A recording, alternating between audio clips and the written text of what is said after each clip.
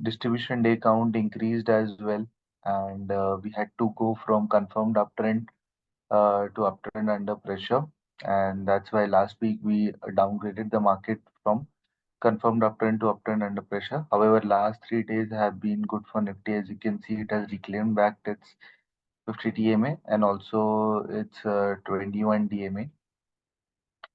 50 DMA was reclaimed on above average volume, so you can see which is a good sign. Last couple of days volumes have not been there, but still Nifty is trading above it's the green line, which is the 21 DMA. Going forward, if Nifty reclaims its recent highs at this point, then we'll go back from uptrend under pressure to confirmed uptrend. However, on the downside, if Nifty let goes of its key moving averages such as 50 DMA and maybe this pink line that is the 100 DMA as well, and distribution day count increases, then we may go from an upturn under pressure to a downtrend.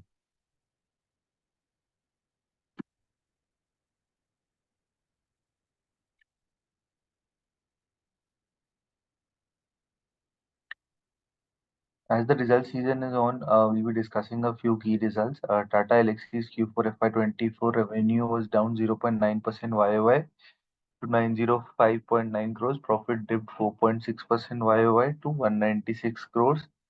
ICICI Pru Life's Q4 FY24 VNB, that is value of new business, declined 26.4% YOY to 776 crores. Profit declined 26% YOY to 174 crores. VNB margin was down 1050 pips to 21.5%. Tata Consumers Q4 FY24 revenue grew 9% YOY to 3927 crores. Profit fell 23% YOY to 60 crores, impacted by an exceptional loss of 216 crores. Results that are expected to be announced today are Axis Bank, AU Small Finance Bank, Hindustan Lever, LTI Mindtree, Chennai Petroleum, 5 Paisa, Indian Hotels, and others.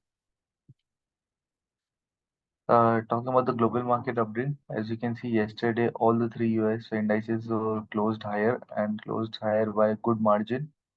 Dow Jones closed higher by 0.7%, S&P 500 by 1.2%, and Nasdaq by 1.6%.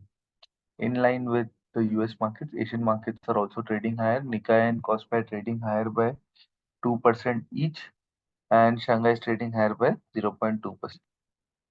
Gift Nifty is indicating a positive opening, maybe a gap up opening of 80 to 90 points at this moment. Yesterday's close around 22,368, and it's hovering around the 22,450, 460 mark at this moment. Talking about the chart of the day, the chart of the day for us is Jindal Saw. As you can see, till last time, the last base that it was forming, this flat base, this was a stage 4 base. But as you can see, the new base has undercut the lows of the previous base. So the stage count has got uh, reset to stage 1 at this moment, and it is forming a cup with handle base at this moment, and it is 4% to pivot. If we talk about from the ratings perspective, ratings are very good. EPS strength of 85 is good, price strength of 80 is good, and buyer demand of B plus is also good. Last 4 to 5 quarter results have been very good for the stock. Fund holding for the stock have been increasing. If you look at the left-hand side of the base when the stock was falling, barring a couple of days, there was no major signs of distribution.